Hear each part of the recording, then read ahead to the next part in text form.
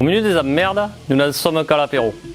Le dérèglement climatique, des énergies et des ressources plus rares et plus chères, l'effondrement de la biodiversité, ce vivant dont on dépend, font qu'à ce rythme-là, notre planète risque d'être inhabitable, tout comme des territoires devenus surexposés, donc non assurables. Non assuré, votre maison n'a plus aucune valeur. Non assurable, votre territoire n'est plus attractif. Non sensibilisé aux risques, population et pouvoirs publics ne sont pas préparés. Vous m'interrogez sur la stratégie qui serait mise en cause pour garantir la sécurité alimentaire en cas de troubles graves à l'ordre public. C'est une question dont la probabilité est faible, mais dont le risque est majeur. Le risque de rupture d'approvisionnement alimentaire ne figure pas dans les plans communaux de sauvegarde ou dans les documents d'information communaux sur les risques majeurs. Mais, puisqu'en France, tout commence par l'assiette, se comprend et se construit autour de la table, nous vous proposons de mieux appréhender ces risques globaux au travers de 2 défis culinaires locaux. Stéphane nous met les pieds dans le plat. Il nous avait alertés sur les risques de rupture d'approvisionnement alimentaire en cas de pandémie. Il attire également notre attention sur ces mêmes risques en cas de cyberattaque. Auteur, consultant et formateur, il est spécialiste du rapport essentiel entre la cruciale résilience alimentaire des territoires et la sécurité civile. Ancien conseiller général et municipal, pionnier du mouvement Locavor en France et sapeur-pompier volontaire, il lie les thèmes des ressources, du continuum sécurité-défense, de la gouvernance et des adaptations. À force de ne plus acheter nos aliments au juste prix à nos agriculteurs, tels des muscles que l'on n'entretient pas, leur nombre a fondu autour de nous. Nos agriculteurs devraient pourtant être considérés comme acteurs d'importance vitale.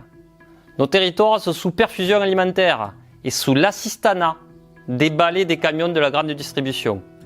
Même en milieu rural, Et cette grande distribution qui n'a même pas 2 jours de stock. Les conséquences climatiques vécues aujourd'hui sont le fruit de nos inconséquences d'hier. Même si le coup est déjà parti, hors de question de désespérer. Nous pouvons d'une part atténuer le réchauffement pour limiter les dégâts globaux et d'autre part nous adapter pour continuer à vivre localement, comme l'ont indiqué les accords de Paris de 2015 lors de la COP21. Mais ces accords, qu'est-ce qu'à Nous sommes à 11 tonnes de consommation de CO2 tout compris par an et par Français. Et il nous faudra être à 2 tonnes d'ici 2050 pour atteindre la neutralité carbone. Qui le sait, qui comprend et qui sait à quoi ça correspond concrètement, ici et maintenant? Personne. Même si l'effort doit être réparti entre les collectivités, les entreprises et les particuliers, les mangeurs comme vous peuvent ouvrir la voie et être également coproducteurs de sécurité collective. Comment ? En partant du réel et en se remettant à cuisiner. Et en ce qui nous concerne, en élaborant 2 menus défis, un menu local 2021 et un menu local COP21 qui seront dégustés par les acteurs du territoire. Nous faisons passer des candidats et un territoire à la casserole. Comment ? N'importe qui peut relever l'un de ces 2 défis. On se retrouve à table ? Hop là. Une famille, une cantine, un comité d'entreprise, un maire dans sa cuisine, une association organise un repas de fête local, chic et pas cher. Moins de 9,50 € par personne, moins de 51 km à vol d'oiseau pour les ingrédients bien sûr de saison, bien sûr achetés au juste prix rémunérant correctement nos producteurs, et moi j'arrive avec le pinard, local bien sûr, et le tout bien supervisé par une diététicienne.